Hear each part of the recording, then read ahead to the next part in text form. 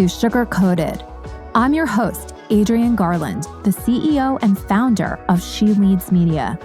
For far too long, women have been conditioned to sugarcoat their words, their actions, and the way they show up in the world, and to conform to certain cultural norms and ideals.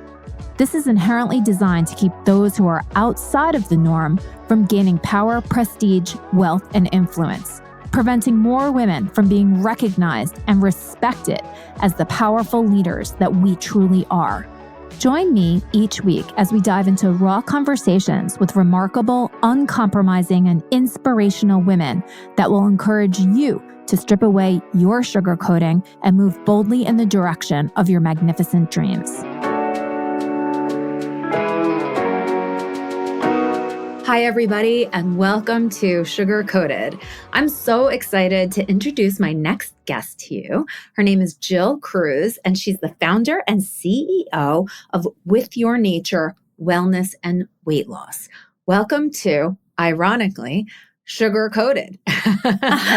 Jill, help us to drop the sugar coating, get sugar out of our lives and the sugar coating out of our conversation so that we can have real talk about real things. So welcome to Sugar Coated, Jill.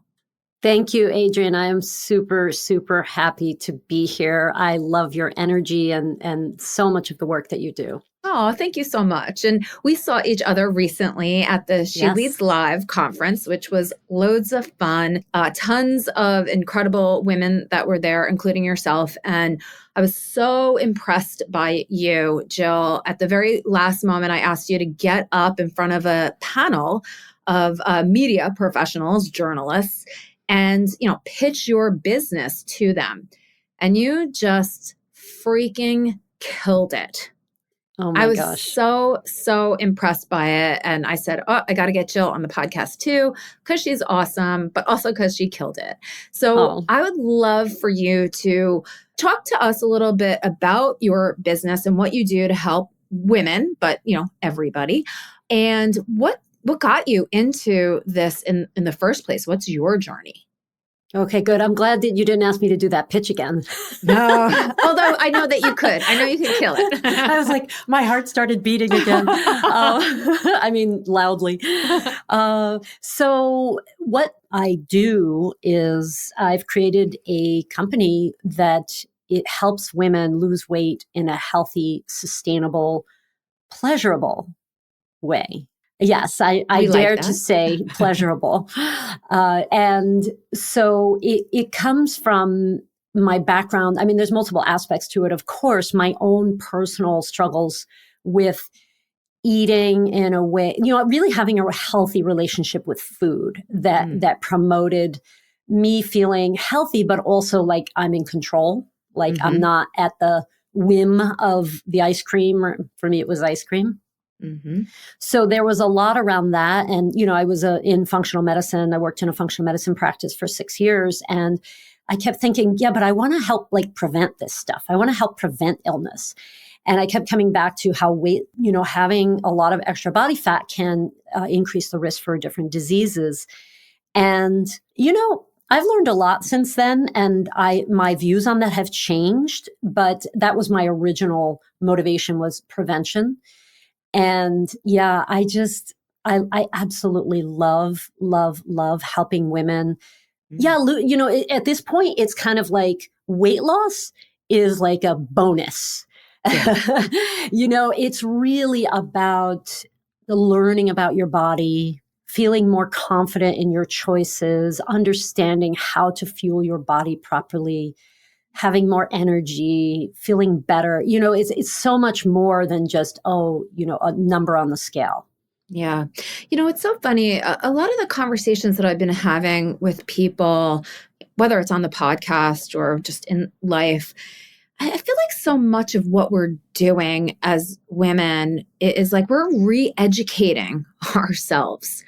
We're deprogramming all the stuff that's been put into us.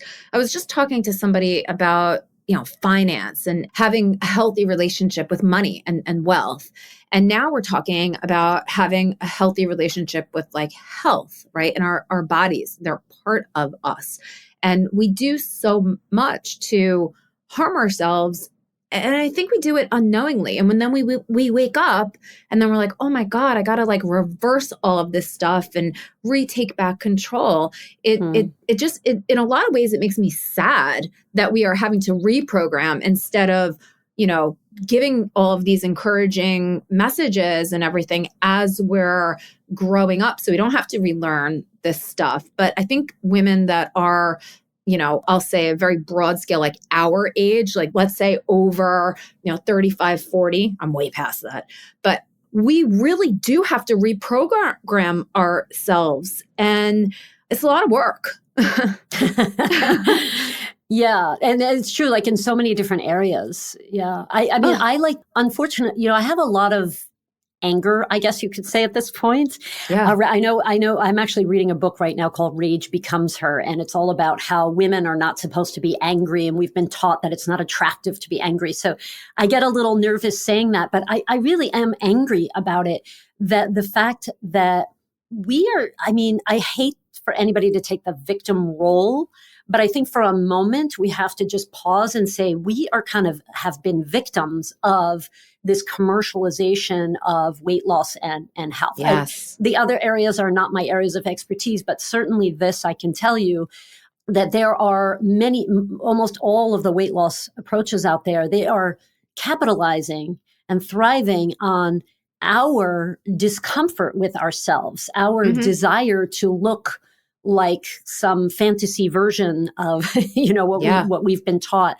So it really makes me angry. And it's an old way. They're still doing what they were doing in the 80s. Yeah. They've transformed it a little bit, but we have to, and it is a lot of work, but I think we can reject that system and step into a new way of doing things, a new paradigm, really. And once you can kind of shed those shackles and kind of be in this more loving, expansive, welcoming paradigm, it doesn't have to actually be a lot of work. Yeah. Yeah. I think the realization that we've taken on so much and we have to do what's necessary is it is a little victim-y, which I'm okay with saying, because I feel like we've been victimized without our permission. Yes. And yes, I agree with you. It doesn't have to be work. It's so hard. It's almost like a catch-22. It's like the work that you do is focused on shedding what no longer serves us, right? Including the weight, but the shame of being, overweight or having more padding than maybe we should for our health or how we want to feel about ourselves. There's so much that is caught up into that. So like, how do you help people to lose the weight without them having to feel initially like the way that they got there is shameful? Yeah, that's a great question.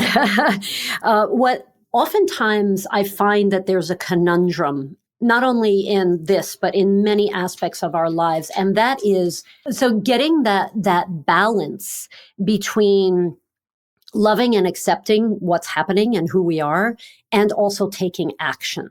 It's a fine line that I invite everybody to dance, because when we say, I always remember I had a client who she said, well, unfortunately, she was brought up in the 70s and 80s. And when she was 8 years old, her mother brought her to Weight Watchers. And they were saying, well, you have to love and accept yourself, and you also have to lose weight. And she was like, but how do I do both of those things? How do I love and accept myself and lose weight at the same time? Like these seem like they're at odds with each other. And I think that's kind of maybe the crux of the question there. So the shame is like what I would encourage. Now, I'm not a therapist, so sometimes people, need to seek out professional psychotherapy. And, we know our scope. We're not going to get too much into that whole world of therapy. But ultimately, what I would encourage people to do is to actually love the shame. What do you mean by that? So we have been trained that when we feel a negative emotion, such as being frustrated or nervous or feeling shameful or feeling guilt, that we have to get rid of that feeling as quickly as possible. I mean, it's uncomfortable, right? Like, I don't want to feel nervous. I don't want to feel shame. Let me get rid of it. But when we try to push those emotions down inside of us or away, ignore them, and oftentimes, ironically, through imbibing, eating food, right, to suppress our emotions, then we're saying, like, that's bad. It's bad to feel shame. We think it's bad to feel shame or guilt or fear. But when we push it down, we're just ignoring it. We're not addressing it. We're trying to ignore it, essentially. And what happens when we do that is we make it stronger. But when you turn toward a negative emotion like shame, it actually loses its power. So it's kind of a practice that you can practice. I love that word. Like, you can actually practice. So I'll give you an example. I have had this thing since I was in probably elementary school, where on Monday morning, I wake up and I feel dread. Like, oh, it's Monday. Like, I don't want to go to school. I don't want to go to work. I've had that for a long time, my whole life practically. Now, what I do when I have that feeling and I wake up in the morning, I turn toward it and I say, yeah, I'm feeling dread. I'm feeling dread. Well, let me just see what that feels like for me to have that dread. It's like this feeling in my chest and in my belly, and it's just icky. And so instead of saying, oh no, Jill, hurry up and wake up and, try to get rid of that dread, I actually spend a few moments feeling the dread. And what happens is it reduces its power. Now I'm in control of the dread as opposed to the dread being in control of me. So this is pretty advanced stuff. We got right into the. I love it. Well, we need to get to the crux of it, because I love what you're saying so much, because, the word that keeps coming up in my head as you're talking is clues, right? It gives us clues. It allows us to inquire, like, what is this dread about? Like, okay, yeah, I'm feeling it here, but why? And I think once we can understand why and why we're feeling it, we then can use our logical mind to talk us out of what's not talk us out of. That's so the wrong word, but to have an understanding and maybe a compassion about where the dread is coming from. Exactly. I'm sure something happened, right? Something happened that made you feel dread in the first place. And it's a well-worn path for you. It's a familiar feeling. It's your habit, right? For lack of a better word. And, we just have to, figure out what that is so that we can move through it, move past it. Right. Exactly. I call it a signal. So it's a signal. Like you said, it's a clue, same kind of thing, because there's actually a lesson within the shame, and there's a lesson within the dread or the fear or the worry. And that is, if we ignore it, this is another thing. If we ignore it, the lesson usually comes at us harder and stronger and crazier. And we have to keep fighting it. And it's like, well, if we could just turn toward it and say, wow, what's going on here? And I'll tell you straight up what's going on with me when I feel that dread. I still feel it sometimes, is my feeling of inadequacy. I feel like I'm not good enough. That's that I'm not smart enough. That is socialization. Because you are beyond good enough and beyond smart enough and beyond intelligent enough and beyond everything enough. And like that sucks. That, someone who is so amazing has those feelings, and they don't come from us entirely. That they're supported by us because we believe the nonsense that's out there, but that's socialization. And that makes me angry. So we want to talk about like what pisses us off. We can go there. But I see it now. I'm more and more getting into that zone where I just see it as, again, like a signal, because I'm aware. Thank goodness, I'm so appreciative that I'm aware that I have that unconscious belief that I inherited along the years. Yes. And so actually that's what makes leaning into the dread possible, is that I can now lean in and go, I'm feeling dread. Oh yeah, that's that thing where I think that I'm not good enough. And I'm worried that people are not going to like me or I'm not going to do well in my work. And you know what? Why am I doing my work? Oh, right. Because I love what I do and I'm passionate about what I do and I want to help people. Now, see, I went from feeling dread to being excited. Right. And not even worrying about you. It's shifting it toward how you are helping other people. And that's why you do what you do. Yeah. Yes. So now I can wake up on Monday morning being like, oh, and the other thing is I'll give you another example, like public speaking. I would get really nervous before doing public speaking. And it's so minimal now because what I've done is I would turn toward that nervousness and say, okay, I'm feeling nervous. I'm feeling nervous. I'm feeling nervous. Why am I feeling nervous? Oh, right. I really care what people think about me. And sometimes I think I'm not good enough. And I don't want to screw this up. This is important to me. Right. So that, again, it gives you that opening, like you said, that opening to kind of move through it and learn about yourself. So how does all of this kind of relate to, working with your nature and weight loss? How does that tie together? In so many ways. So many ways. So first of all, how we think and how we feel is integrated with our nervous system. So people know about like the fight or flight way that we respond to things, or the so-called opposite, which would be rest and digest. So when I'm fighting my feelings, or I'm stressed out and I'm overwhelmed and I'm kind of ignoring that and just leaning into eating food or whatever, my nervous system is activated in that more stressful state, right? The fight or flight state. And when we are in that fight or flight state, weight loss becomes more difficult. Now, if you have a stressful day, it's not a big deal. But if you're day to day, every day feeling that chronic stress, it's going to compromise your ability to lose weight in multiple ways. Number one, when you're stressed, we make poorer decisions. Our decision making is compromised when we're stressed. So that is literally why we know I should not eat this friggin' brownie, but I don't care right now. I'm going to eat the brownie. I'm stressed out. We've all had that, right?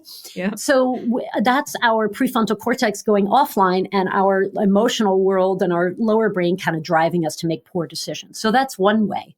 Another is that, and so yes, there are many ways that being in that chronic stress state can compromise weight loss, including cortisol being elevated. That's the stress hormone, which raises our blood sugar, which eventually blocks fat burning. So there's a couple different ways that stress can affect us.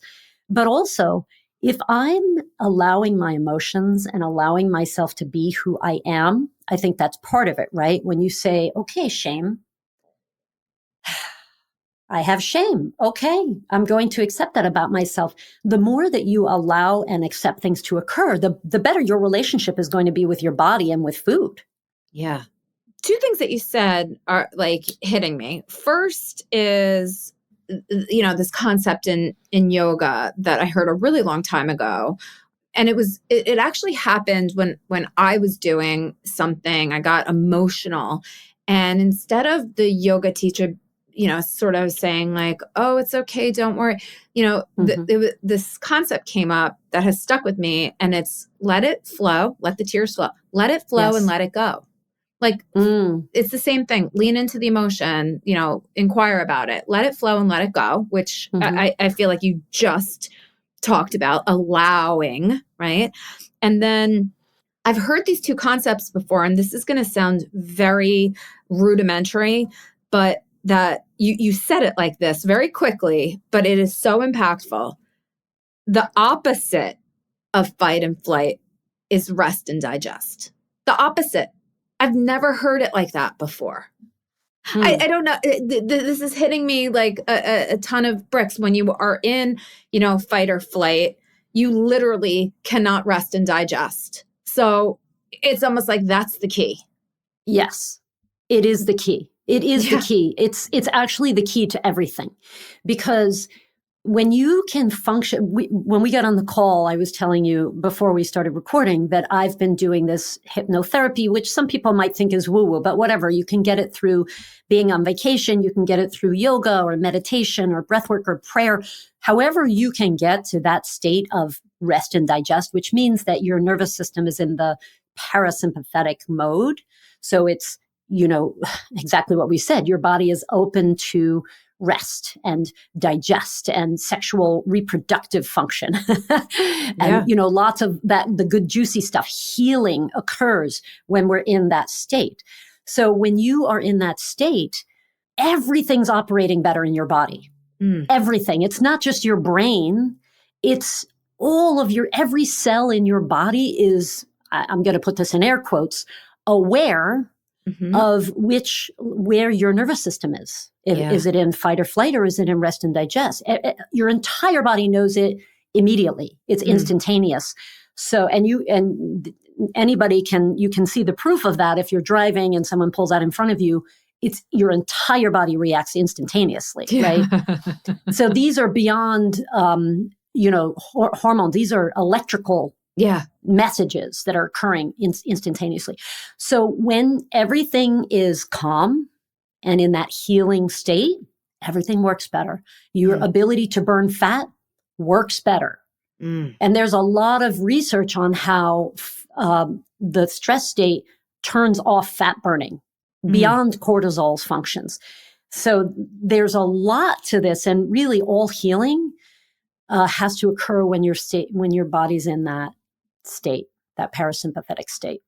Yeah. And all of these other programs, Weight Watchers, Jenny Craig, they focus so much on food, calories. And listen, that's important. We know that, right? You can't go consuming tons and tons of calories and expect to lose weight.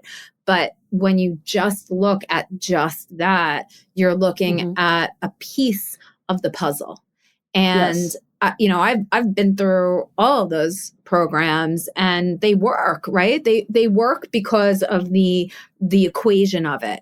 But do they work for the rest of your life? No, or else you would never keep going back to, Weight Watchers or doing this cleanse or whatever the heck it is. You're trying to, you are solving a temporary problem. You're putting the Band-Aid on it, but you're not addressing the underlying, functionality of what's happening there. Yeah. So the way that I describe that is, and I kind of alluded to it earlier in the conversation, I call it the 1980s model. That's, they have created a context that's based in fear. Yeah. And relying on you feeling shame about your body. It's necessary for their success. Yeah. And also, by the way, they expect you to fail. We won't go into that, but a small percentage of people actually lose the weight and keep it off. Very small. So it's based in a context of fear, shame, guilt. I'm not enough. I'm not good enough. I don't like the way I look. I like to think of it as like a garden. The context that we are creating is based in love. So it's a completely different context in which you're approaching your health. And so when you're in that love context, that more expansive, freeing, fun, pleasurable context, the content, which is how many calories you eat and how much protein you eat and all that stuff, that's just content. And it becomes less important. That context over there, they're having all of us fight about vegan or vegetarian or Mediterranean or paleo or keto. Everybody's focused on the content. The content doesn't matter if you're in the wrong context. Right. Oh, that's good. The content doesn't matter if you're in the wrong context. I love that so much. And I also love, it's like starting from the place of love. That's such a beautiful, powerful energy. Right? Yeah. Yes, the fear, the fight or flight, that can be very powerful too. That can, sometimes really propel us forward, but it is temporary. Yes. It doesn't sustain. Love sustains. Love grows, right? Love deepens. And if we can have those relationships with ourself, then that is going to, I think, also emanate out from us as well. Yeah. This is such a novel approach, and it's one that you do not hear about at all. So how are you getting this message of, love and love and loss, right? Love and loss out there. Well, it resonates with people when they hear it, for sure. From the business perspective, because I know that that's part of the focus of this podcast, it's challenging. It's challenging because we've all been programmed to go right into that the content piece, how am I going to do this? And so, I have a podcast too, which is hosted on your platform. Yes. So, people can check it out, but, that is one way that I think is really interesting to start to shift that mindset, because ultimately, Adrienne, I want to change the world. Yeah. And we all do. As entrepreneurs, I think we all do. So the question is, how do I convey that message in a way that people are ready, people can receive it? Yeah. And one of the things that I talk about is, we're solving the wrong problem. Yeah. Like the weight is not the problem. It's just a symptom. Yeah. So, I've used various things over the years. It's a labor of love. Oftentimes, my business is successful. Yes. And I would like to grow it 10 times what it is now. So, just really reaching out to people, creating community. Mm-hmm. We're on Mighty Networks now. Great. Yeah. People can join that. Yeah, I actually have right now, we just started the Love Challenge, which is a 12-day self-guided challenge that people can do. Very easy, very simple little tools that you get like every 2 days or so. So anybody can join in that.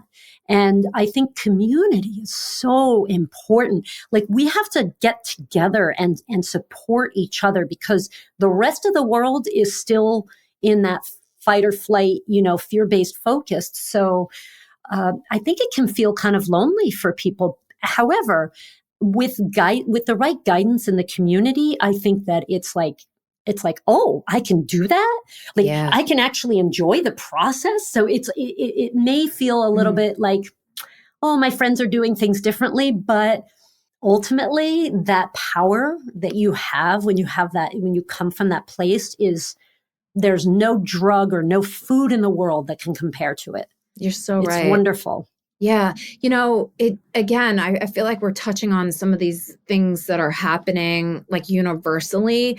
And the conversation that I just had earlier today was a lot about how a lot of times women, again, all sweeping statements, not everybody is like this or thinks like this, but in many cases, we as women wait for something to almost be proven so that we can have a deep understanding of it before we then maybe engage with it. Okay. And what is happening now, I think, is that women are waking up to the fact that we need to sort of get in on some of these things in the early stages so that we can form and shape them. And I think maybe because it was so pervasive, like this whole, fear-based marketing, fear-based everything, right? Fear, you need this product to solve this thing that's wrong with you. I think we're waking up to the fact of that was all bullshit. Even though we bought into it, it was bullshit. And now what can we do differently? So not everybody's ready. Right. But there are people who are ready. So where are those people? And I do think that using community to be able to say, hey, do you think like this? I think like this. How can we support one another? As women, this is what we do best. Yes. Yeah. And Mighty Networks is women owned too. I know. So, they have created that. And the thing is that my entire, I guess you could say, marketing is geared toward women. Yep. All of our clients are women. I like that. I want us to create this because we are, again, I don't want anybody to sit in victim mode too long, but we are victims of this system and we are the only ones who are going to get ourselves out of it. No one's going to do it no man is going to do it for us because they don't know what it's like for us to, since age 6 to get, or 4 even, get those messages that we have to look this way in order to be valuable. Yeah. What come I'm 52 years old. I've been stewing in those messages my entire life as a woman. So no one's doing it for us. We have to get together. Yeah. And I'll also just go back to your other question about how I'm kind of getting out there in the world. And I want to use the title of your podcast. You know what? I'm not sugarcoating it anymore. Yeah. And I was for a long time. I didn't understand. Yeah. And I tell you, I mean, Kent helped me with this, or my coach, he really helped me. I realized that, how I was when I was 20, I had forgotten about that. I was kind of like a little irreverent, a little, out of the box kind of. And I've brought that back and it feels good to me. And I invite anybody who's listening, like, remember who you are. And it changes, of course, but I think there are certain things inside of us that are constant throughout our lives. Yep. And let's bring that out to the surface. So when I interact, whether it's on this podcast or a blog post or whatever it is, I'm more and more just being myself. I'm not trying to sell or market or anything. I'm just like, hey, this is what I believe. Come over here if it sounds good to you. I love that so much. And I think that is exactly what this podcast is. It is about, cracking that sugar coating that was piled on us layer after layer after layer in our lives. I mean, what you're saying really resonates with me because I too was, I used to say like a little bit of a rebel, right? I mean, I wasn't the motorcycle jacket wearing, emo, I think what they call it now. I don't even know. But I always had divergent thinking. And I always sort of questioned things. It was something that was written in my report cards from when I was in 2nd grade. Adrienne asks a lot of questions. And I did that so that I could have a deeper understanding so that then I could see relationships between things. And that curiosity in me was tamped down in corporate America. I was literally told to shut up or to stop asking those questions because the questions that I would ask would get to the heart of the matter and kind of show that there was a lot of bullshit that was happening. But people just wanted to continue, perpetuating the bullshit because it's easier, right? And so you had to do things in order to fit in. And that puts coating, sugar or shit, on you that it's heavy to carry around, and you start to believe that you are not good enough because you don't fit into their particular paradigm. And it's one of the reasons that I am so very passionate about entrepreneurship, because entrepreneurship gives you the vessel to do something different. But there are challenges with entrepreneurship because you are sort of paving the way, and not everybody is on the same page with you. So I admire anybody who has chosen the path of entrepreneurship. And when you can kind of, bring in something that is truly helping like a large group of people solve a problem, then you're on the right path. And it just might take a little bit longer. It might be a little bit more challenging. But I mean, I just think that the work you're doing is freeing on so many levels. Because if we can kind of shed the weight of what's holding us down and like get our minds away from that, like who the freak cares, right? What size you are. And if we use our minds and our creativity and our relationship ability, imagine what we could do when we're not focused on all of that. Yeah, and the important thing to remember is that negativity towards yourself, like that judgment, that criticism, it does not lead to better work. It does not lead to more productivity and more creativity. As a matter of fact, it shuts it down.